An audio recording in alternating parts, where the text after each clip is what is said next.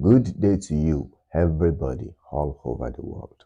Today's video is to cover the understanding of Genesis chapter 25 and 26. The theme of today's video is parents.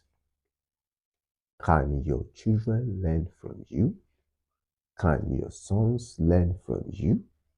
According to Genesis chapter 25, the place begins by saying, Abraham again took a wife, and her name was Keturah. I read of some people online saying Abraham ran a polygamous family. Well, according to your custom, it may be. And according to some people's custom, it may not be. But we use what we read in the Bible as what we get about Abraham's family. Abraham had Sarah as wife. That is what is recorded. Sarah was barren. Then Sarah told Abraham to lay down with his maid servant so that she can have a child from Hagar. Some people will say, since Hagar gave birth to a son for Abraham, Hagar is a wife in Abraham's house. Some people will say, no, Abraham did not pay her bride price. Well, different people with different customs. But later, Abraham sent out Hagar from his house, according to Sarah's wish. Also later, Sarah died at the age of 127 years. But Abraham did not take back Hagar to come back to his house, to come and take the place of Sarah. But rather, the account at Genesis chapter 25 said, again, Abraham took a wife, and the name of that wife was Keturah. Keturah gave birth to children for Abraham, and their names was recorded here. But even before Abraham died, Abraham sent Keturah away with his child and everything he wants to give to them as their inheritance. Then he gave the rest to Isaac. That is that about Abraham's wife. Now, according to the theme of today's video, parents, can your child learn from you? Parents in today's video is Abraham, while his son, who learned from his father, was Isaac. Same thing that happened at one time in Abraham's life repeated itself in Isaac's life. And that was what was recorded at Genesis chapter 26. Famine came up. Isaac was thinking to move towards Egypt. The Lord appeared to him to remain where he is and that he will bless him there. Then Isaac moved towards the land of Gerar, with Abimelech being the king, and there God was blessing him. Isaac learned from Abraham also to be a peaceful man, because not that Abraham cannot fight war, no. Remember what happened in the case of Lot. But Abraham was a peaceful man. So Isaac decides to be like his father. There was a time when the herdsmen of Gerar quarreled with Isaac's herdsmen, saying the water is ours. So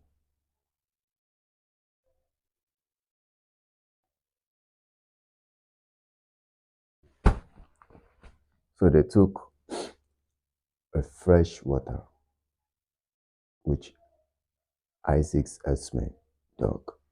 Isaac named the well Isaac. They took another one from them. Also, Isaac named that one Sitna.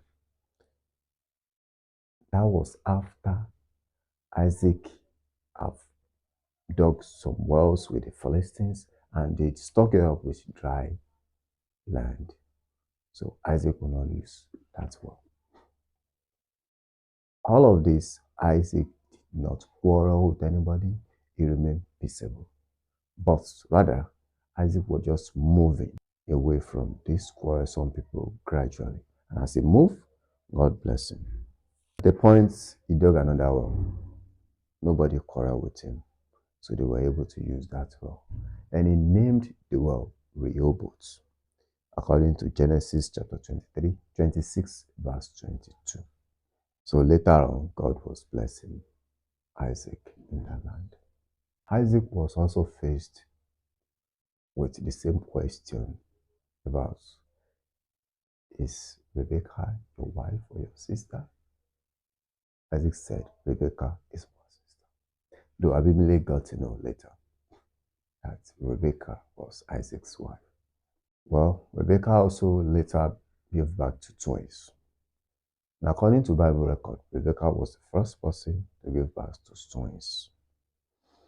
Though as we continue the reading of our Bible, we may find others who give birth to twins. But for now, Rebecca is the first person we come across that gave birth to twins.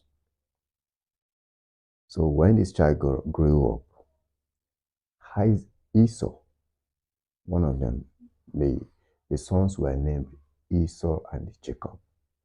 So Esau, the first one, did not marry like his father. He married the Hittite's daughter. One, Basmat, the other, Judith. So what do we stand to learn in today's video? What is obvious is either you train up your child or you did not. You will definitely learn something from you. And all of us have one or two wrong attitude which we never want our child to learn from us. But you will definitely learn it because you did not train them up. Then how do we train up a child so that he can learn what is good from us? I have two Bible verses that work. Number one is Deuteronomy chapter 6, verse 6 to 9. Trade. And this word which I command you today shall be in your hearts. You shall teach them diligently to your children, and shall talk of them when you sit in your house, when you walk by the way, when you lay down, when you rise up. You shall bind them as signs on your hand. They shall be as a frontlet between your eyes. You shall write them on the doorposts of your house and on your gates. This word which I am commanding you today, the word of the Lord, which word the Lord is commanding you. Don't forget. Now, let me read the second Bible verse. And this is the Bible book of Joshua, chapter 1, verse 8. It reads, This book of the law shall not depart from your mouth, but you shall meditate in it day and night, that you may observe to do according to all that is written in it. For then you will make your way prosperous, and then you will have a good success. The title of this channel is Read and Understand the Bible.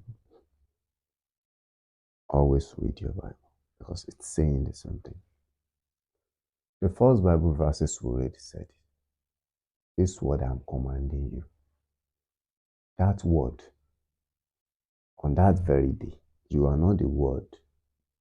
You are not the one that the Lord is saying to that this word I am commanding you. But that same word is here.